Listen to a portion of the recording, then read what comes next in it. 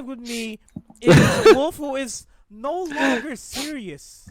I'm no longer serious. I'm no longer just happy or just serious. I'm both. And also, I'm no longer static. And I think that's the more important factor in this, Mr. Nomad.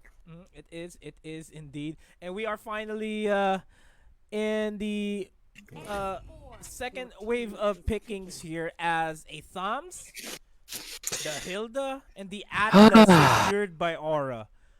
But another Yisan Shin. This is the day. I can't believe that this is the day that professional players all around Southeast Asia all of a sudden choose to put Yisan Shin on a top priority.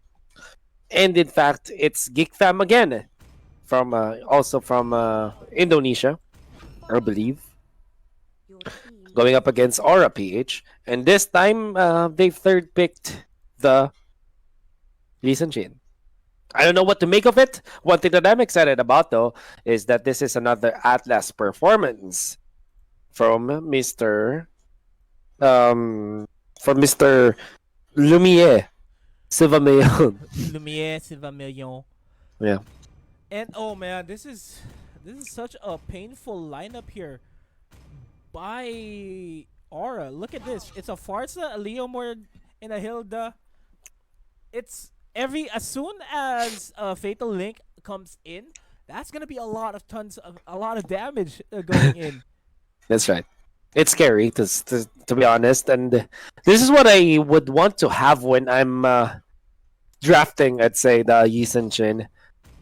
There's a lot of damage potential from the hero specifically, but if you combo that up with a fair amount of stuns, it would be so good. But honestly, Geek Fam that Nomad. It's not something that I would personally draft, but they seem to make it work. Meanwhile, though, on the side of Geek Fam, you can see that the Yisan Shin is together with a couple of hard hitting heroes here. We got the Selena and the Cho and the next Borg on top of the Yisan Shin, which is on their own already a good, I'd say, duelists, if that's the Yeah. right word. But Oh. as a team, it would work properly. It's all going to be depending on how effective Kilowatch is going to be playing this to shut down Cho.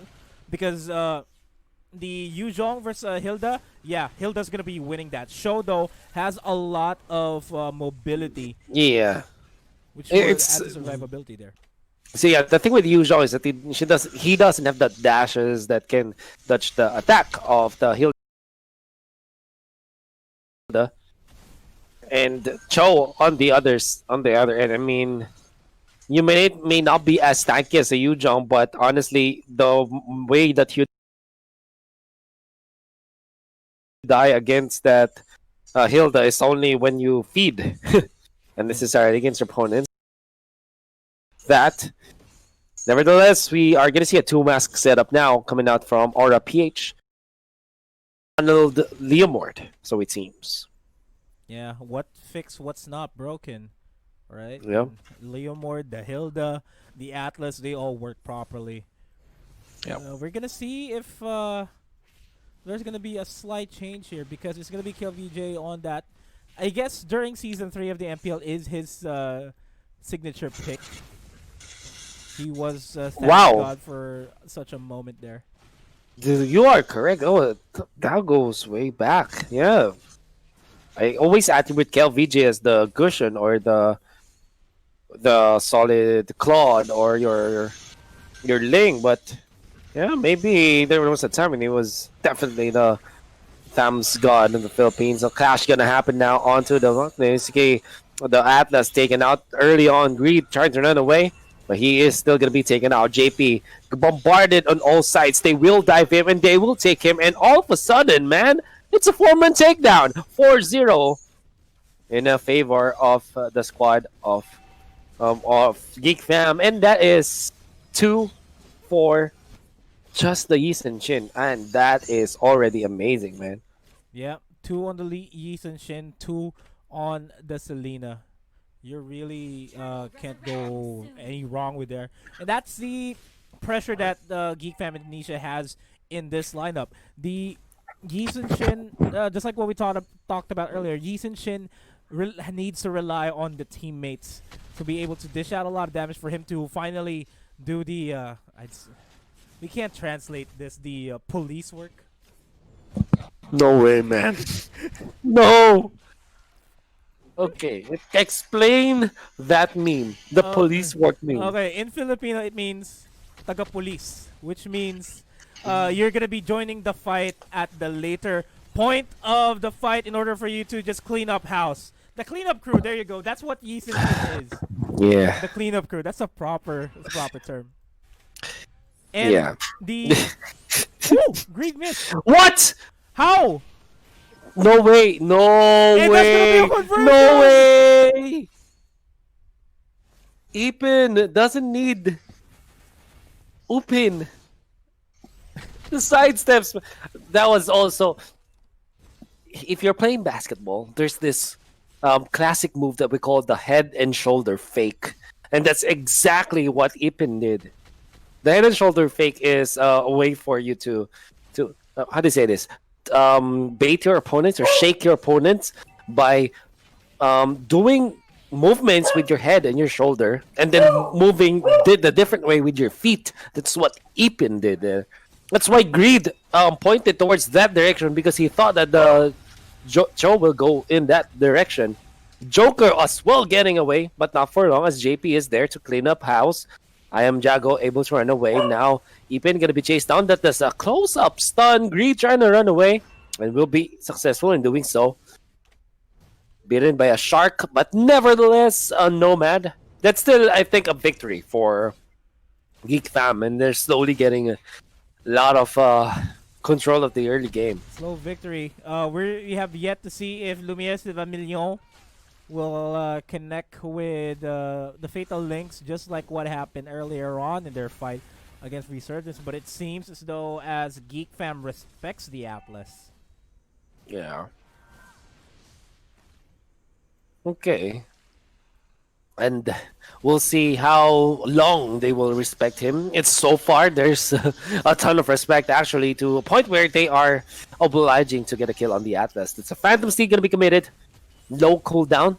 Oh, Actually, Joker's gonna go down. fix Joker. Joker's going to go down. Last Insanity, though, it will be used to dive, and they're able to get the kill onto the Hilda.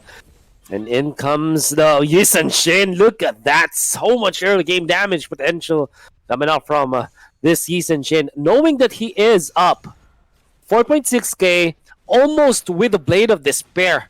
He's actually 1,000 gold ahead of the Leomord. And by then, if you're just looking at the stats, that is such a mountain to climb for JP now. Man, he's already level 10. 5 minutes 30 seconds into the fight. 11 right now.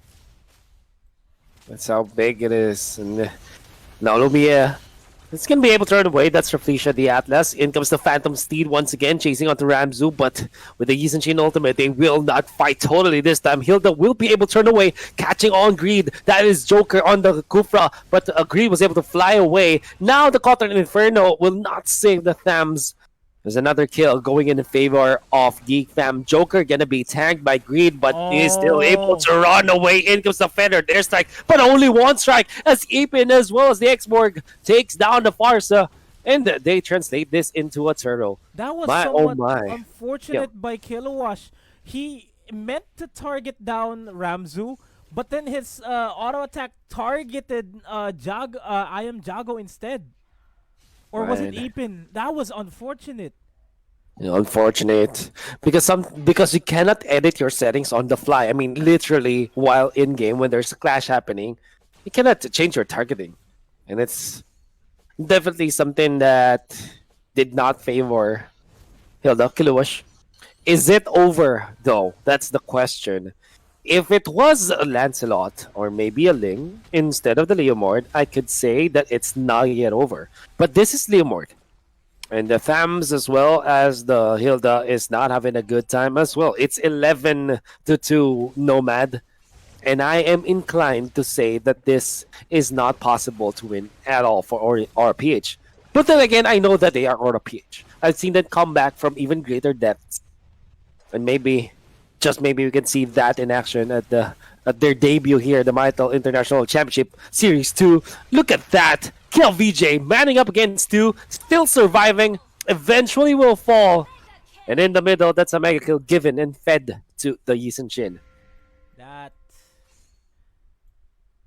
that wasn't. I mean, it's good on KLVJ to last long in that fight, but really, he should have just completely backed off there. But I guess he didn't have any other choice because he got completely surrounded.